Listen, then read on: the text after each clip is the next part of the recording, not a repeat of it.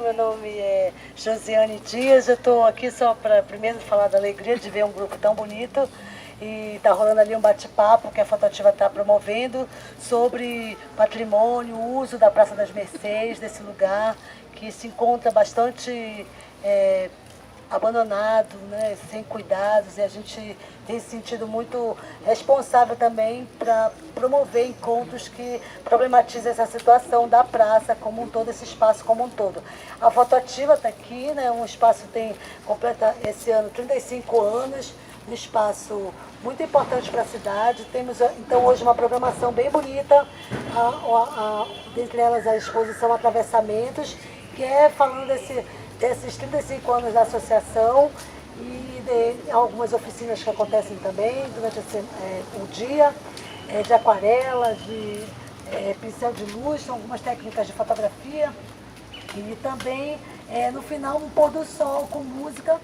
Então convidando vocês para depois que terminarem a atividade de vocês, poderem visitar a exposição, visitarem a Fotoativa e conversar com as pessoas e saber o que acontece nesse espaço aqui, bem aqui nesse prédio. Muito obrigada e bom dia a todos nós. Bem, pessoal, aqui eu só vou enfatizar um pouquinho o que o Jonathan falou a respeito da igreja. Bem, como ele falou do processo de colonização da coroa portuguesa, que era feita além do auxílio dos militares, também era feito com o auxílio das igrejas, que auxiliaram nesse processo de expansão aí da colonização por meio da catequização dos indígenas, né? Então a igreja foi construída, os mercedários, frades mercedários eram representantes da igreja das Mercês, vieram para cá no início do século XVII, 1639, e inicialmente construíram uma ermida em estrutura primitiva, como o Jonathan falou, né? Em 1640 foi a fundação da igreja, cuja data está na parte superior, né? Então, assim, além dos mercedários, vieram outras irmandades religiosas, como os carmelitas, franciscanos, jesuítas, e até a segunda metade do século XVII, grande parte da região amazônica já estava tomada, né, por essas irmandades religiosas. O Jonathan também falou da questão da arquitetura. Essa igreja é uma das igrejas raras aqui no Brasil, uma fachada convexa com frontão de linhas onduladas, né? E ela também tem traços do estilo arquitetônico barroco, que é característico do período colonial. Na parte interna vai ter alguns ornamentos, algumas estruturas decorativas que vão ser atribuídas ao arquiteto Antônio Lange, que foi um arquiteto que veio para cá juntamente com a Comissão Demarcadora de Limites e residiu na Cidade Velha, casou, morreu aqui em Belém na segunda metade do século XVIII, né? Então temos alguns traços característicos do Lange aqui na igreja.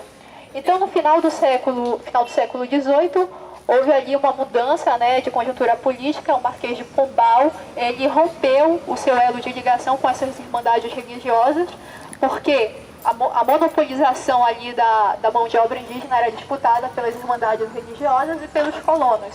Então a decisão do Marquês de Pombal foi a expulsão desses religiosos do território amazônico no final do século XVIII.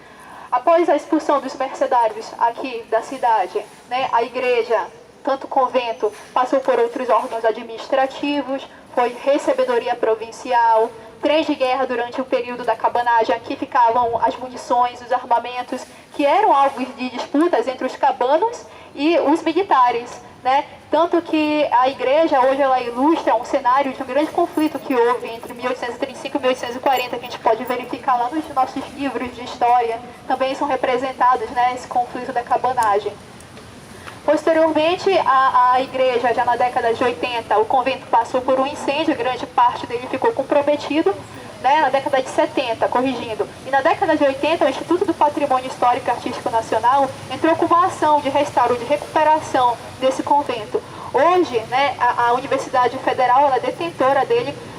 A universidade comprou esse espaço por meio de processo de licitação e transformou, né, na faculdade, por meio da Faculdade de Arquitetura, para abrigar o curso de conservação e restauro, que aliás é o primeiro da região amazônica, levando em consideração que essa área, né, era carente da nossa cidade. E eu acredito que eles vão instruir esses jovens na área de graduação, na área de pós-graduação, e eles vão poder utilizar esse conhecimento e aplicar aqui na revitalização do centro histórico, ok?